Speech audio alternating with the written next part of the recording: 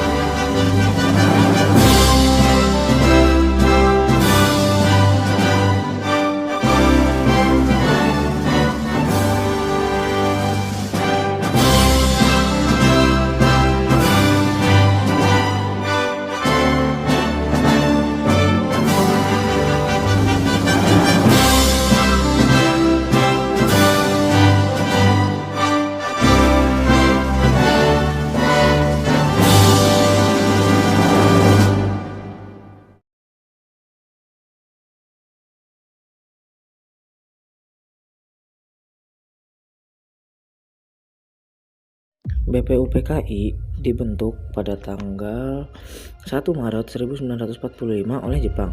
BPUPKI adalah badan yang bertugas untuk menyelidiki usaha-usaha persiapan kemerdekaan Indonesia. BPUPKI terdiri dari 67 anggota yang dipimpin oleh Soekarno sebagai ketua dan Muhammad Hatta sebagai wakil ketua. BPUPKI mengadakan 2 kali sidang, yaitu pada tanggal 29 Mei sampai tanggal 1 Juni 1945 dan 10 sampai 17 Juli 1945. Dalam sidang-sidang tersebut, BPUPKI berhasil menyusun Piagam Jakarta yang merupakan rancangan dasar negara Indonesia yang mengandung 5 sila, yaitu ketuhanan yang Maha Esa, kemanusiaan yang adil dan beradab, persatuan Indonesia, dan kerakyatan yang dipimpin oleh hikmat kebijaksanaan dalam permusyawaratan perwakilan dan keadilan sosial bagi seluruh rakyat Indonesia. Pembentukan PPKI. PPKI atau Panitia Persiapan Kemerdekaan Indonesia adalah badan yang dibentuk oleh Jepang. PPKI dibentuk pada tanggal 7 Agustus 1945 setelah Badan Penyelidik Usaha Kemerdekaan Indonesia atau BPUPKI dibubarkan. BPUPKI dibubarkan karena dianggap terlalu cepat dalam menyatakan kemerdekaan Indonesia. Dengan begitu, PPKI dibentuk guna melanjutkan rencana kemerdekaan yang lebih matang. PPKI beranggotakan 21 orang, termasuk Ir Soekarno dan Muhammad Hatta. PPKI memiliki tujuan untuk melanjutkan tugas BPUPKI, seperti menyegerakan proklamasi kemerdekaan Indonesia dan membahas hal-hal praktis lainnya yang berhubungan dengan negara Indonesia. PPKI mengadakan 3 kali sidang dengan agenda yang berbeda-beda. Sidang PPKI yang pertama berisi pengesahan UUD, memilih presiden dan wakil presiden, dan membentuk Komite Nasional Indonesia sebagai badan awal yang akan memimpin Indonesia setelah kemerdekaan. Sidang kedua membentuk Komite Konstitusi, dan sidang ketiga membahas pembentuk pemerintahan. Setelah proklamasi kemerdekaan Indonesia berhasil dilaksanakan, PPKI membentuk pemerintahan dan lembaga-lembaga negara. Penyerahan Jepang kepada Sekutu. Penyerahan Jepang kepada Sekutu merupakan akibat dari pengeboman atom yang dilakukan oleh Amerika Serikat terhadap kota Hiroshima dan Nagasaki pada tanggal 6 dan 9 Agustus 1945.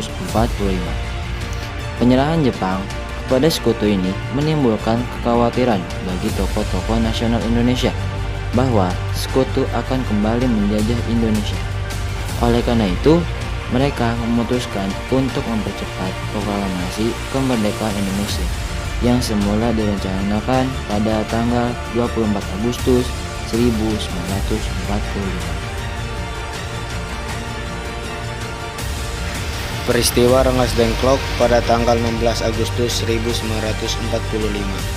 Peristiwa Rengas Dengklok adalah peristiwa penculikan Soekarno dan Hatta oleh sekelompok pemuda yang dipimpin oleh Sukarni, Yusuf Kunto, dan Singgih. Pemuda-pemuda ini mengkhawatirkan bahwa Soekarno dan Hatta akan menunda proklamasi kemerdekaan Indonesia karena mereka menunggu persetujuan dari Jepang. Mereka membawa Soekarno dan Hatta ke sebuah rumah di Rengas Dengklok, Karawang, Jawa Barat untuk membujuk mereka agar segera memproklamasikan kemerdekaan Indonesia tanpa campur tangan dengan Jepang. Setelah mendapat dukungan dari tokoh-tokoh lain seperti Ahmad Subarjo, Adam Malik, Wikana, dan Sairul Saleh, akhirnya Soekarno dan Hatta bersedia untuk memproklamasikan kemerdekaan Indonesia pada keesokan harinya. Perumusan naskah proklamasi pada tanggal 17 Agustus tahun 1945. Perumusan naskah proklamasi adalah proses penyusunan teks proklamasi kemerdekaan Indonesia yang dilakukan oleh Hatta dan Soekarno. Proses ini berlangsung di Rumah Laksamana Tadashi Maeda di Jalan Imam Bonjol nomor 1, Jakarta Pusat. Naskah proklamasi yang pertama kali ditulis oleh Soekarno terdiri dari 4 paragraf, namun kemudian disederhanakan menjadi 1 paragraf oleh Hatta dan Soekarno. Naskah proklamasi yang disepakati oleh ketiganya adalah sebagai berikut.